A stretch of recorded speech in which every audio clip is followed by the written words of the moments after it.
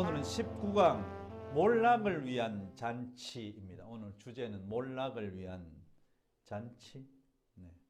다니엘 5장 1절에서 4절입니다.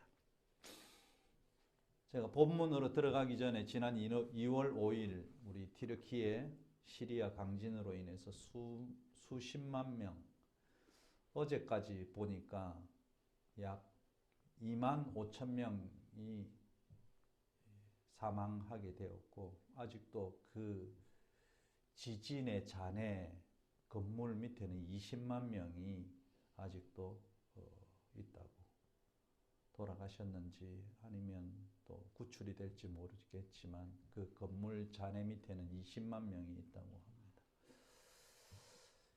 튀르키예 시리아 국민들의 안전을 저희들이 기원하고 희생자들의 가족에게 위로의 마음을 전합니다. 하루속히 잔해 아래 갇힌 시민들이 구출되고 국민들의 삶이 제자리로 돌아오게 되기를 기원합니다. 오늘 저희들이 헌금을 하지만 이 헌금 가지고 튀르키예 시리아 피해자들을 도울 수 있었으면 좋겠습니다. 그리고 한국 개신교가 이번 지진 사건을 보면서 이슬람 때문에 지진이 왔다, 하나님의 경고 이런 말로 두 나라 시민들, 피해를 입은 시민들에게 2차 가해를 하지 않기를 사실은 간절히 바랍니다. 그러면 오늘 주제로 들어가서 몰락을 위한 잔치, 좀 전문적인 용어로 이야기하면 몰락을 위한 술판, 이렇게 이야기할 수도 있습니다. 왜냐하면 몰락을 위한 술판이었기 때문입니다. 제가 술이 나쁘다고는 말하지 않습니다만은 몰락을 위한 술판의 현장에서는 어떤 일들이 벌어졌는가는 다니엘서를 통해서 우리에게 보여지게 됩니다. 고 노무현 대통령께서는 2007년 6월 15일 한겨레 신문과의 특별 인터뷰에서 이렇게 말씀합니다. 정치 지도자는 원칙이 분명해야 합니다. 투명해야 한다. 공정해야 합니다. 그리고 무엇보다 통찰력이 있어야 된다라고 말씀합니다. 통찰력은 세상 돌아가는 이치에 대한 철학적인 이해다. 그래서 지도자들에게 꼭 필요한 것이다. 그래야 세계가 어디로 가고 있는지를 이해할 수 있다. 통찰력이 부족하기에 30년 전 낡은 이념에 매달려서 현실에 맞지 않는 교조적인 주장을 한다. 교조적이란 말은 무슨 뜻이냐면 현실과 사실을 무시하고 원리 원칙만 강조하는 태도를 교조적인 주장이라고 합니다. 현실을 무시합니다. 원리는 이렇고 원칙만 이렇다. 오늘날 교회도 교조적인 주장들이 정말로 많이 있습니다. 변화된 사실, 역사의 변화를 통찰력 있게 읽을 줄 알아야 한다. 그 다음에 정직하고 성실하고 인간적인 신의가 있어야 한다. 신뢰성이 있어야 한다. 가슴이 따뜻한 사람이어야 한다라고 이렇게 말씀하고 있습니다. 저는 오늘 고 노무현 대통령께서 말씀하신 한겨레 신문과의 특별 인터뷰의 이 말씀을 오늘날 교회와 이 정부에게 주고 싶습니다. 그들이 가슴 깊이 새겨들어야 할 어록이다. 이렇게 감히 저는 말씀드릴 수 있습니다. 원칙 없이 나와 반대되면 악이고 적이고 나의 의견에 동조하면 그리고 무지성적으로 따르면 선이고 아군이고 이렇게 말한다면 오늘 다니엘서 성서는 이렇게 예언합니다. 너의 나라, 너의 왕국, 너의 신앙, 너의 종교는 도적같이 임하는 멸망 앞에서 산산이 부서지게 될 것이다 라고 분명히 다니엘서는 예언하고 있는 것입니다. 우리의 믿음도 국가의 경영도 통치도 역사를 보는 통찰력 없이는 미래를 내다볼 수 없는 것입니다. 시대의 변화를 통찰력 있게 읽을 수 없으면 국가의 위상도 국격도 나락으로 떨어지는 것은 한순간일 것입니다. 현재 대한민국의 위상은 끝없이 추락하고 외국 정상들에게 놀림을 당하는 결과를 초래하고 있습니다. 교회는 어떠할까요? 오늘날 한국 교회의 가나안 성도, 이 가나안을 거꾸로 하면 안 나가예요. 안 나가. 기독교 신앙을 가지고 있지만 교회에 출석하지 않는 가나안 교인이 몇 명쯤 되느냐? 최대로 200만 명이고요. 최소로 150만 명 정도 됩니다. 2021년도에 한국갤럽에서 조사를 했는데요. 2021년도에 한국 개신교 인구는 17%고 불교 인구는 16%고 가톨릭 인구는 6%고 무종교는 60%입니다. 그리고 기독교인 중에 매일 1회 이상 성경을 읽는다는 사람이 42%, 매일 1회 이상 기도한다는 사람이 37%. 이런 상황에서 비종교인, 종교를 갖고 있지 않는 사람들의 종교 호감도에 대해서 조사하니까 나는 이 종교가 좋다. 그래서 불교가 20%, 천주교가 13%, 개신교는 6%밖에 되지 않습니다. 불교가 20%고요. 개신교는 6%, 천주교는 13%입니다. 이 종교가 당신은 종교를 가지고 있습니까? 라고 물어볼 때 18세에서 29세 이하의 사람들의 67%가 종교가 없다. 나는 종교를 가지고 있지 않다. 그러니까 30세 이하는 33%만 종교를 가지고 있어요. 기독교든 불교든 어떤 종교든 간에. 근데 60세 이상은 종교가 없다는 사람은 34%밖에 되지 않습니다. 아주 아이러니하죠. 우리나라의 그 개신교 인구가 제일 많은 도시가 어딘 것 같습니까? 광주, 전라 지역입니다. 여기는 25%입니다. 한국의 개신교가 전체 인구의 약 한 17% 정도 되니까 굉장히 높지요. 불교 신자의 비율을 보면 이 영남 지역일수록 불교 신자의 비율이 높습니다. 부울경이라고 하는 부산, 울산, 경남은 불교 신자가 29%입니다. 대구, 경북의 불교 신자는 24%입니다. 개신교의 비율은 굉장히 이 부울경과 대구, 경북은 작습니다. 17% 거의 미만이거든요. 이런 상황에서 가나안 성도가 200만 정도 된다는 것은 굉장히 우리가 개신교, 교회의 입장에서는 다시 한 번 더 생각해 볼 것이 뭐냐. 왜 이들이 기독교 신앙을 가지고 교회를 떠났을까? 내가 지금 하나님 믿는데 교회는 가고 싶지 않다. 내가 예수를 믿는데 교회는 가고 싶지 않다. 왜 이들이 실망했을까? 이들이 실망한 이유는 서로 교회에 가면 자신들의 이해관계에만 몰두하고 있다는 것입니다. 교회가. 좋아하는 사람끼리, 자기의 그룹끼리만 모이더라는 것입니다. 서로 만나서 안부도 묻지 않습니다. 자기 집단이 아니면. 그리고 배제해버립니다. 아이고, 저분은 우리하고 끼일 수 없는 사람이야. 우리 그룹에는 들어올 수 없는 사람이야. 그래서 배제당합니다. 그래서 이런 것에 실망하고 교회를 떠납니다. 교회 목사들, 장로들도 교회에 열심히 모이지 않고 헌금하고 제대로 봉사하지 않으면 목사의 관심에서 멀어져서 주변인이 되어버리고요.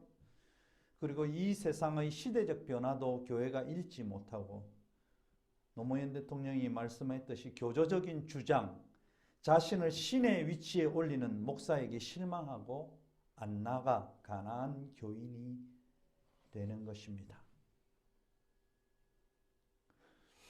이것이 기독교 몰락, 또 국가의 몰락의 전조적인 증상입니다. 지진도 일어날 때요, 전조적인 증상이 항상 일어납니다. 이 땅에 어떤 그 자연적인 변화들이 일어날 때는 전조적인 증상이 늘 있거든요. 오늘 본문은 바벨론 몰락에 대한 전조적인 상황을 말하고 있습니다. 다니엘서를 여러분이 읽어보시면요, 1장에서 6장까지 역사적인 배경이 있어요. 이 역사적인 배경이 참 중요한데요. 다니엘서 1장에서 6장까지 역사적 배경은 시대가 이렇게 쭉 많이 이어집니다.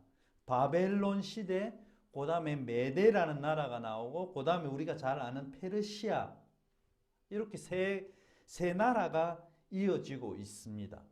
성서에서 메데라는 나라는 실제 역사 안에서 어떤 역할을 했는지 잘 알 수 없지만, 구약 안에서도 특별히 메대에 대한 언급은 찾아보기 힘듭니다. 그리고 7장, 우리가 앞으로 공부해야 될 7장에서 12장은 바벨론, 메대, 페르시아의 시대를 이어서 그 다음에 헬라 시대가 올 것을 이야기하고 있는 것입니다. 다니엘서는 바벨론, 메대, 페르시아의 시대를 표현하고, 이 세 나라가 지배하는 동안 다니엘과 세 친구로 대표되는 하나님의 백성 이스라엘이 이 세 나라가 지배하는 동안에 포로 생활로서 이스라엘이 존재하고 있었다는 사실입니다. 그래서 다니엘서는 우리가 읽을 때 처음에 제가 말씀드렸듯이 이들의 생활은 정말 힘들고 어려운 생활입니다. 이 세상, 자기들이 지금까지 하나님을 믿고 하나님을 신뢰하고 살아왔는데, 하나님은 왜 우리나라를 이렇게 망하게 했지? 이렇게 오랜 시간 포로가 되어서 우리가 살고 있지? 그리고 우리는 예배도 드리지 못해요. 이스라엘의 예배는 무슨 예배입니까? 성전 중심의 예배입니다. 예루살렘 성전도 다 무너져서 없어지고, 성전 기물은 다 뺏겨갔고, 하나님 없을 것만 같은 이 세상에 하나님을 어떻게 신뢰하고 우리가 살아가지에 대한 해답, 거기에 대한 질문을 던져주는 것이 제가 다니엘서라고 말씀드렸어요. 우리가 지금 살아가는 시대도 하나님이 없는 것 같은 세상입니다. 악인이 잘 되고 국민을 억압하는 억압자들이 더 잘 되고 잘 살고 있는 이런 시대. 하나님이 계시면 왜 저런 악한 것들을 벌하지 않지라고 생각하는 시대잖아요. 이스라엘 백성들, 포로된 이스라엘의 포로 백성들은 아무리 잘해도 부자가 될 수 없습니다. 왜? 포로이기 때문에. 어느 날 제일 높은 위치, 왕의 다음에 있지, 왕의 세 번째 위치에 올라갔다가도 땅바닥으로 떨어지고 기억에서 잊혀지는 인물들이 이 포로 다니엘의 시대의 이스라엘 백성입니다. 이것이 다니엘서 배경이고요. 이 포로 시대의 참담한 지경을 매우 담담하게 그냥 이야기 써내려가듯이 써내려간 것이 오늘 다니엘의 성서이고 다니엘서의 배경이기도 합니다. 우리가 다니엘서를 읽을 때 이렇게 읽어보시고 이해하면 좋을 거예요. 오늘 5장은 무엇을 우리에게 이야기하느냐? 이렇게 강대하고 권력이 대단한 바벨론의 멸망은 어떤 사건을 통해서 이루어지게 되었는가? 어떤 사건을 통해서 멸망이 촉발되게 되었는가? 그 후 바벨론은 어떻게 되었는가를 보게 하는 것이 다니엘서 5장입니다. 그래서 다니엘서 우리가 5장을 볼 때 우리가 또 희망을 또 가지고 보게 됩니다. 오늘 본문에 벨사살 왕이라는 인물이 나옵니다. 여기는 느부갓네살의 아들이라고 표현되어 있는데요. 실제로 벨사살은 느부갓네살의 아들이 아니고요. 느부갓네살의 아들은 나보니두스라는 사람입니다. 나보니두스의 아들이 벨사살입니다. 바벨론의 마지막 왕이 누구냐? 벨사살이 아니고 나보니두스입니다. 역사적 맥락에서요, 나보니두스는 이 사람이 테이마라는 그 지역에 거주할 때 바벨론은 아들 벨사살에게 잠시 맡겼습니다. 그 기록이 오늘 여기에 있는 거예요.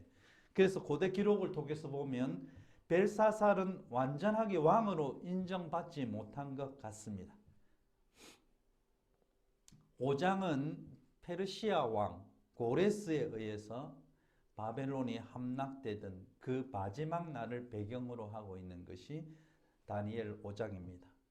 오늘 본문은 벨사살과 그 당시 유력한 정치인들, 귀족들 1000명이 잔치를 벌이고 있습니다. 상위 1%, 0.1%겠죠. 1000명의 인원들과 술판을 벌이고 있는 상황입니다. 국가가 술판과 연회와 만찬과 무속으로 운영될 때 어떻게 되는가, 그 마지막을 어떻게 장식하게 되는가를 보여주는 것이 오늘 본문의 말씀입니다. 그들이 만찬과 술판을 벌일 때 벨사살은 그 할아버지가 몰락하고 그 광야에 쫓겨났던 역사를 기억하지 못하고 있는 것 같아요. 느부갓네살이 할아버지고 그 다음에 자기 아버지는 나보니두스라는 왕이고 자기가 아직 왕으로 완전히 인정된 아들이 아닌데요. 그러면 이 할아버지가 어떻게 그 권력을 가지고 몰락을 했는가, 역사적인 사실이 기록되어 있기 때문에 한 번쯤 보았을 거 아닙니까? 느부갓네살 왕은 4장 37절에 가서 오면 그러므로 나 느부갓네살은 하나님을 왕으로 하늘의 왕을 찬양하고 칭송하고 경배하노니 그의 일이 다 진실하고 그의 행하심이 의로우심으로 교만하게 행하는 자를 그가 능히 낮추심이라. 32절에 4장 32절에 가서 보면 이와 같이 7대를 지내서 지극히 높으신 이가 사람의 나라를 다스리시며 자기의 뜻대로 그것을 누구에게든지 주시는 줄을 알기까지 이르리라 하더라. 이 말씀들이 있었습니다. 역사적 사실을 공부하지도 않은 것 같고 읽지도 않은 것 같아요. 권력자들은 쉽게 있는 것 같습니다. 역사적으로 이렇게 하면 안 되지, 이렇게 살면 안 되지 라고 역사는 교훈을 하고 있는데 역사를 공부하지 않는 권력자들은 이 사실을 쉽게 잊는 것 같고요. 국민들도 역사적 사실을 쉽게 잊는 것 같습니다. 우리나라를 보면은요, 국가가 국민을 지키지 않은 세월호 참사도 이제 잊어버립니다.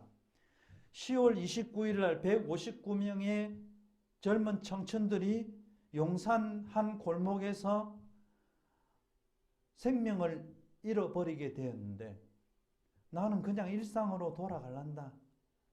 재수가 없지. 세상 말로 하면 아이고 참 안 됐네. 그것으로 끝나버립니다. 책임자를 처벌하든 안 하든 나는 관심이 없다는 겁니다. 그들이 나의 아들, 나의 딸들도 아니라는 것입니다. 그러나 국가나 개인이나 역사를 잊으면 미래가 없습니다. 국민들이 역사를 잊기 때문에 권력자들이 국민을 우습게 보는 거예요. 그래서 특별히 국민들은 역사를 잊으면 안 되고요. 권력자들은 역사를 공부해야 합니다.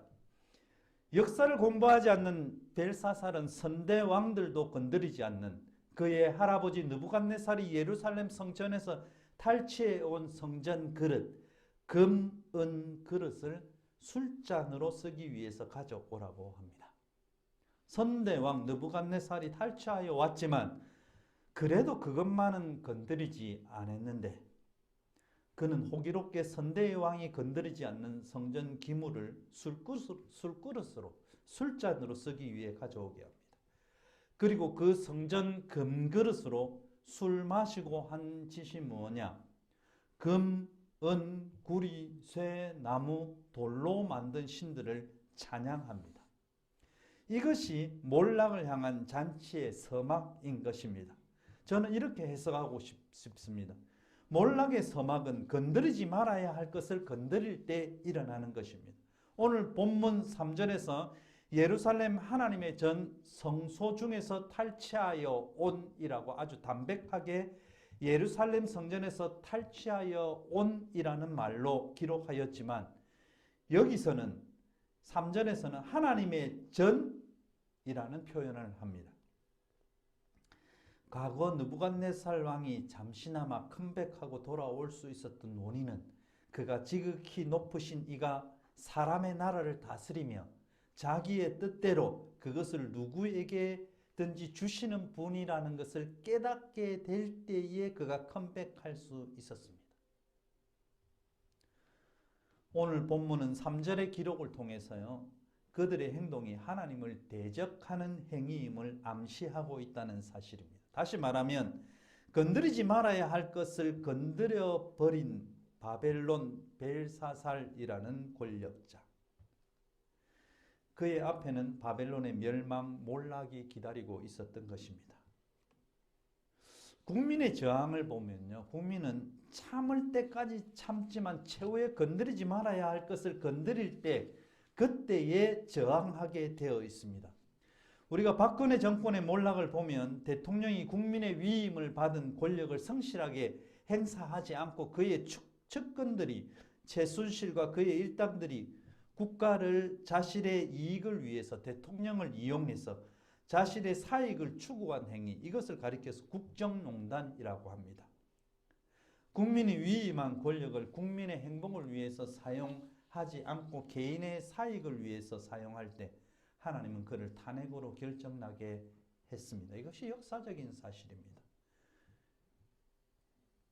대한민국의 모든 권력은 국민으로부터 나오는데 권력을 사유화할 때 몰락을 초래한다는 것입니다.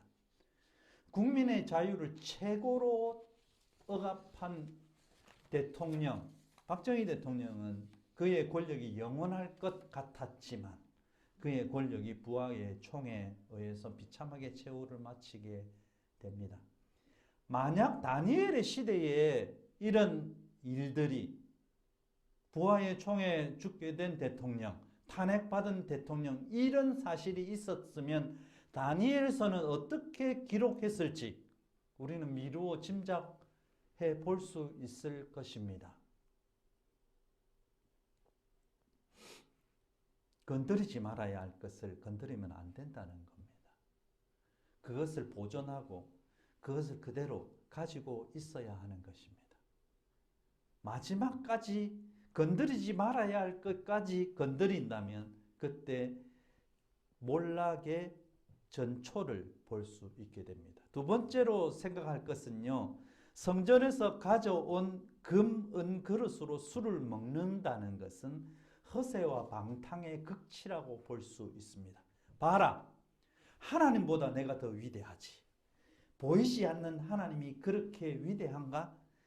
내가 그를 경배하는데, 예배하는데 쓰이는 그릇을 가져다가 술을 먹어도 하나님은 꼼짝도 못하겠지라고 그들은 생각한 것 같습니다. 어찌 보면 허세를 부리지만 두려움도 있었을 것입니다.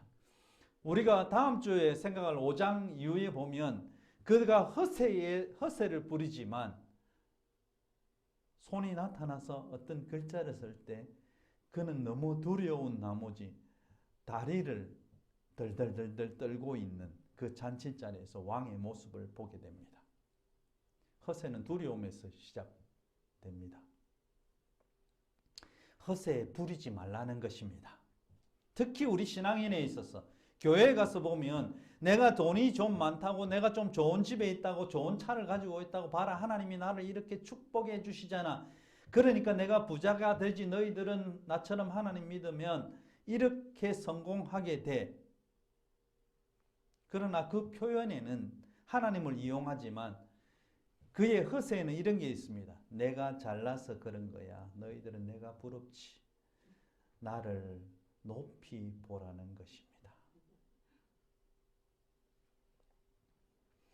목사들도 두려움이 있으면 허세를 많이 부리게 됩니다. 대표적인 자가 하나님 까불면 어쩌고 저쩌고 하는 그런 사람들 있죠. 어떤 목사님은 이런 것에서 벗어나서 축복권은 목사에게만 있어. 천국 열쇠는 목사에게만 있어. 이렇게 이야기하는 사람도 있습니다. 그것은 두렵기 때문입니다.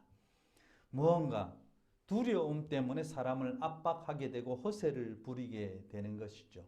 허세 부리는 것은 우리는 조폭 영화를 통해서 많이 보잖아요. 정말 우리의 신앙이 하나님 앞에서 겸손한 신앙을 가지고 있다면, 내가 성공하고 내가 좀 돈이 좀 많고 잘 됐으면 이런 간증을 해야 된다, 저는 생각합니다. 나와서 하나님께서 나를 이렇게 축복해 주셨어. 하나님께서 내가 이렇게 기도하니 응답해 주셔가지고 내가 쫄딱 망했었는데 이렇게 부자가 되었어. 그렇게 말할 것이 아니고요. 제가 이렇게 우리 회사를 경영하게 돼서 한 100여 명 이상의 직원들과 함께 생활하게 되었는데요. 저는 우리 회사의 노동자를 위해서 이런 복지 제도를 만들었습니다. 우리 회사 다니는 분들의 자녀를 위해서 대학교 마칠 때까지 장학 제도를 만들어서 우리 회사 직원들이 자녀 학비 걱정 없이 회사 다닐 수 있도록 했습니다. 저희들이 중소기업이지만 그들을 위해서, 우리 직원들을 위해서, 그리고 앞으로 이 작은 회사를 통해서 많은 사람이 함께 살 수 있다면 정말 하나님의 축복인 줄 저희들이 제가 깨닫게 되었습니다. 이것은 하나님의 축복입니다. 그래서 저는 이 재산이 제 것이 아니고 하나님의 것이며 저는 청지기일 뿐입니다. 이런 좀 간증을 좀 했으면 좋겠습니다. 그러면 겸손히 하나님을 섬기는 그의 모습을 통해서 사람들이 은혜를 받게 될 것이다. 그렇게 저는 생각이 듭니다. 성경은 우리에게 이렇게 말합니다. 하나님이 우리를 쓰실 때 우리가 강하고 대단해서 쓰임받는 것이 아니고 하나님의 능력이 크고 놀랍기에 거기에 응답하여 세상을 위한 섬김을 다할 때 하나님이 만드신 이 세상을 아름답게 만들 수 있는 것입니다. 이 세상의 기업들은 유능한 사람을 구하지만 하나님은 겸손한 사람을 구합니다. 하나님은 겸손히 하나님과 함께 일할 사람을 찾습니다. 우리가 겸손함이라고 하니까 사람들은 생각할 때 비굴함, 겸손은 비굴함이야 이렇게 생각할지 모르지만 이 겸손은 비굴함이 아닙니다. 하나님이 나를 이 모습 이대로 존귀하게 여기시듯이 나도 다른 사람을 존귀하게 여기는 태도, 이것이 겸손입니다. 나의 존귀함은 나의 능력에 나의 실력에 있는 것이 아니라 약할 때 나의 약함을 붙드신 강하신 하나님을 보면서 자신의 실력을 키워나갈 때에 나의 약함이 하나님의 강함으로 이루어지는 것입니다. 예나 지금이나 강한 자들은 자신의 능력과 힘을 자랑하고 자신들만의 잔치를 벌이고 힘을 과시하고 허세를 부리지만 그들의 잔치는 오래가지 못할 것입니다. 마지막으로 몰락을 향한 잔치는 어떻게 전개되는지 보게 되면 그들은 최종적으로 금으로 만든 우상, 은으로 만든 우상, 구리로 만든 우상, 쇠로 만든 우상, 나무와 돌로 만든 우상, 이 신들을 찬양합니다. 즉 그들의 생각이 뭐냐면 보이지 않으면서 세상을 주관한다. 보이지 않는 하나님 필요 없다는 것입니다. 이런 보이는 금, 은, 돌, 나무의 신들이 필요한 것이지 보이지 않는 신은 필요 없다는 것입니다. 신의 존재의 이유는 뭘까? 내가 하나님 믿는 이유는 뭘까? 오직 승리, 오직 성공, 오직 영광이라는 것입니다. 이것을 대변하는 것이 금, 은, 구리, 돌, 나무의 신들입니다. 즉 신이 계시다면 나에게 부와 명예와 권세와 성공을 가져다 주어야지, 신이 없기 때문에 너희들이 이 모양 이 모습이잖아 라는 뜻입니다. 나에게 부와 명예와 성공을 가져다 주는 하나님만이 참신이야. 나에게 명예를 가져다 주는, 성공을 가져다 주는 하나님이 진짜지. 나에게 권세를 가져다 주는 하나님이 참 신이지. 봐라, 내가 교회에 열심히 나가서 봉사하고 엄청나게 헌금하고 모든 일에 열심히니 내가 부자가 되고 성공하게 되었지. 이런 논리로 우리의 자신의 신앙을 포장하게 되는데요.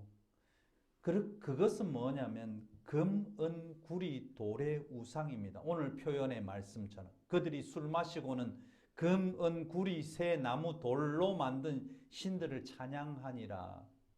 자신의 성공을 찬양합니다. 자신의 금을 찬양합니다. 자신의 은을 찬양합니다. 자신의 위치를 찬양합니다. 인간의 욕망의 투영이 보이지 않는 우상이지 않습니까? 보이는 우상이지 않겠나요? 그러니까 우상이란 뭐냐? 나의 욕망의 투영이라는 거예요. 그래서 내가 금같이 되고 싶고 은같이 되고 싶고 이런 욕망의 투영이 우상이에요. 그러면 부도, 명예도, 권세도, 성공도 주지 않으시고 이스라엘을 망하게 하시고 바벨론의 포로로 고생하게 하신 하나님은 가짜인가? 우리가 믿는 하나님은 허구인가라는 질문을 할 수가 있습니다. 그러나 오늘 우리 읽은 다니엘서가 우리에게 주는 해답은 뭔가? 그래도 하나님은 역사를 주관하신다는 것입니다. 다니엘의 친구 사드락과 메삭과 아벳느고가 풀무불 속에 들어가게 되었지만 그 불 속에서 하나님이 없는 것 같지만 하나님이 계셔서 그들을 구원하신 것처럼 하나님이 없는 것 같은 세상에서도 하나님은 역사를 주관하신다는 것입니다. 그래도 거기에 하나님은 계신다는 것입니다. 그러니 하나님 없는 것 같이 보여지는 지금의 현실이지만 하나님을 신뢰하고 그의 세상 이끄심, 다스림의 종말을 기다리라는 것입니다. 분명히 그 때가 온다. 성서는 때를 참 중요하게 생각하는데요. 예수님이 오신 사건도 뭐냐? 때가 참에 오셨다고 했습니다. 그래서 때가 차고 하나님의 나라가 가까이 왔다고 말씀합니다. 공정, 자유, 정의롭고 평화로운 하나님의 나라도 때가 차야 가까이 오게 되어 있습니다. 사랑하는 성도 여러분, 지금이 다가 아닙니다. 하나님을 신뢰하는 성도는 다니엘처럼 미래를 볼 수 있는 통찰력을 가진 성도입니다. 과거를 보고 현재도 보고 미래를 생각하고 기도할 수 있는 성도가 이 시대를 이끌고 갈 수 있는 올바른 성도인 것입니다. 하나님이 주신 이 세상은요, 예수께서 말씀하신 이 세상은 내 배만 위해, 나만을 위해, 내 나라만을 위한 세상이 아니고요. 권력자들만 즐기는 세상이 아닙니다. 하나님의 통치, 하나님의 공의, 하나님의 정의, 하나님이 살아계심, 하나님께서 역사를 지배하심을 보여주는 그 나라, 그 세상인 것입니다. 그래서 하나님의 나라가 이 땅에 펼쳐지기를 원하는 것이 우리의 기도여야 하고 우리의 믿음이어야 하고 우리의 신앙이어야 합니다. 이 신앙을 우리의 가슴 속에 간직하고 이 세상을 올바로 보고 하나님을 신뢰하고 나아갈 수 있는 저와 성도들이 되시기를 주님의 이름으로 축원합니다.